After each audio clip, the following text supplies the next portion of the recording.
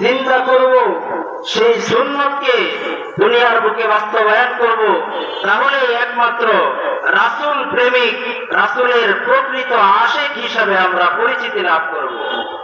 আল্লাহ রাব্বুল আলামিন কোরআনের মধ্যে বলছেন, কুল ইন কুনতুম তুহিব্বুনাল্লাহ ফাত্তাবিউনি ইউহিব্বুকুমুল্লাহ।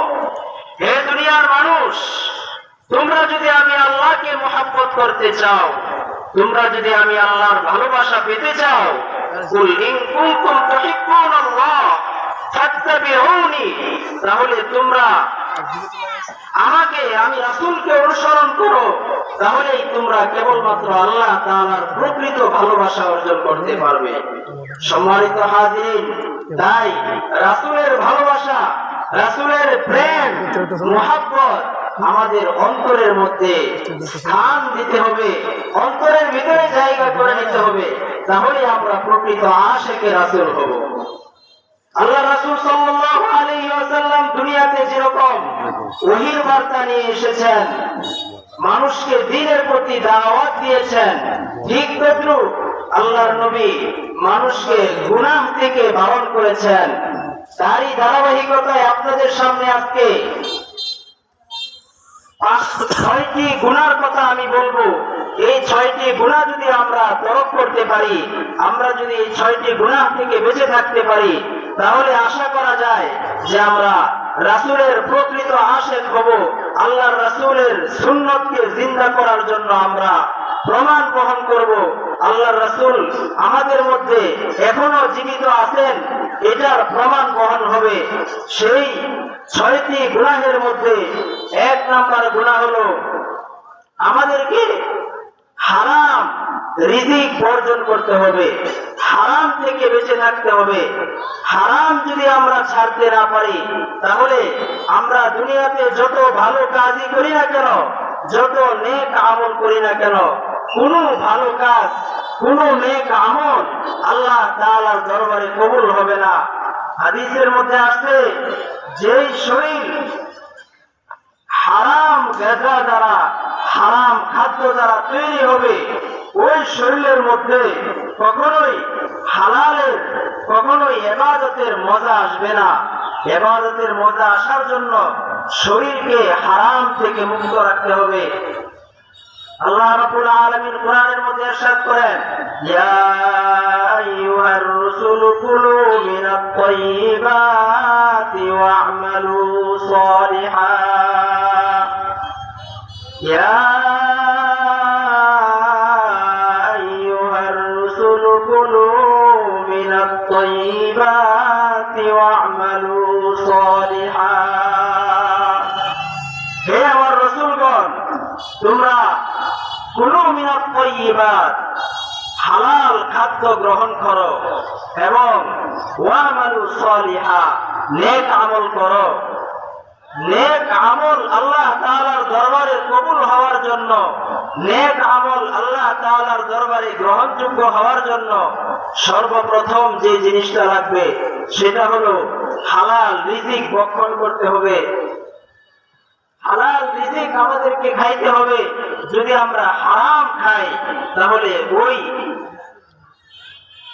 ওই হারামের দ্বারা যে শরীর তৈরি হবে, তার মধ্যে ইবাদতের মজা আসবে না। দ্বিতীয় নাম্বার কথা হলো আমাদেরকে জবানকে হেফাজত করতে হবে। জবানের দ্বারা যে গুনাহ হয়, এই গুনাহ থেকে আমাদেরকে বেঁচে থাকতে হবে। জবানের দ্বারা 2 ধরনের গুনাহ হয়, একটা হলো মিথ্যা কথা, আরেকটা হলো গীবত করা। মিথ্যা কথা এটা অত্যন্ত খারাপ একটা বিষয়। হাদিসের মধ্যে আছে, উম্মুল ফুজুর, মিথ্যা হলো সমস্ত গুনাহের মা। মা থেকে যেরকম অনেক সন্তান জন্মগ্রহণ করে, একটা মিথ্যাকে ঢাকা দেওয়ার জন্য অনেকগুলো মিথ্যা কথা বলতে হয়, ঠিক তদ্রূপ গীবত করা, গীবত শিকায়াত করা, এগুলো তো এখন আমাদের অভ্যাসে পরিণত হয়ে গেছে।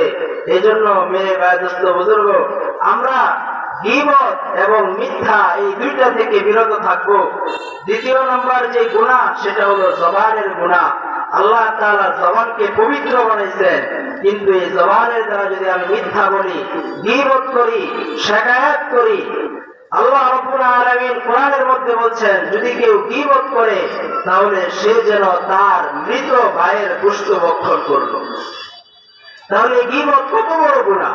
এই গীবত থেকে আমাদের বেঁচে থাকতে হবে, গীবতের গুনাহ থেকে আমাদেরকে বেঁচে থাকতে হবে।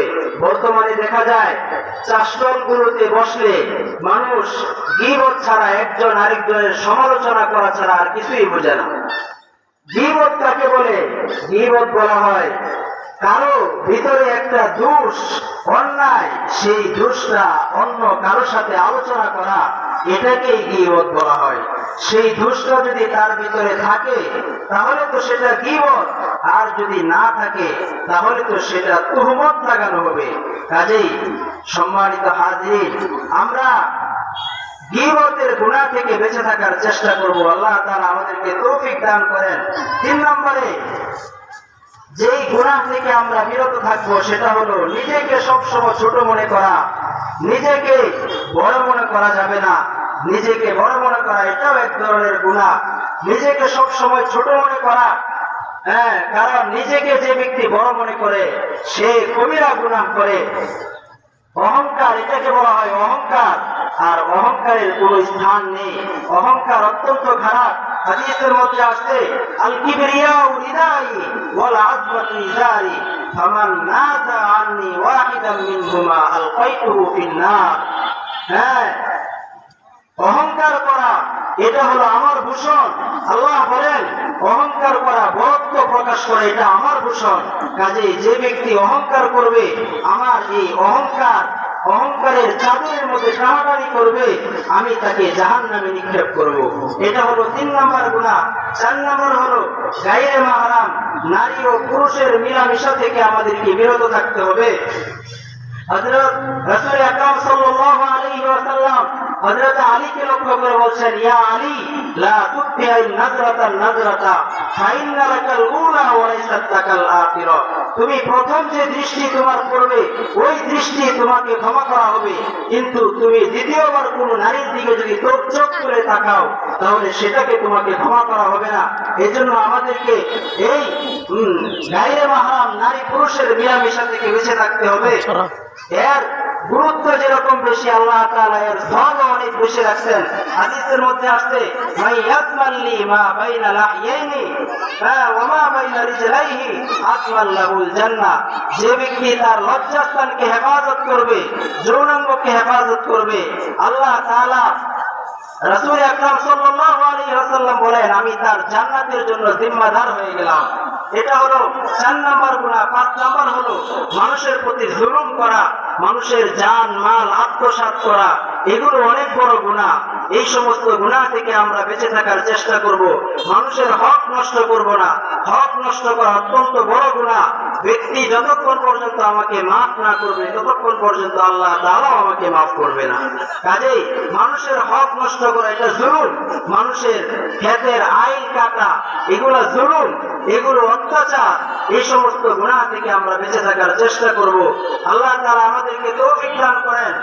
6 নম্বর যে গুনাহটা সেটা হলো ক্রোধের সময় আমরা নিজেকে সংবরণ করব, নিজেকে মিটায়া দিব।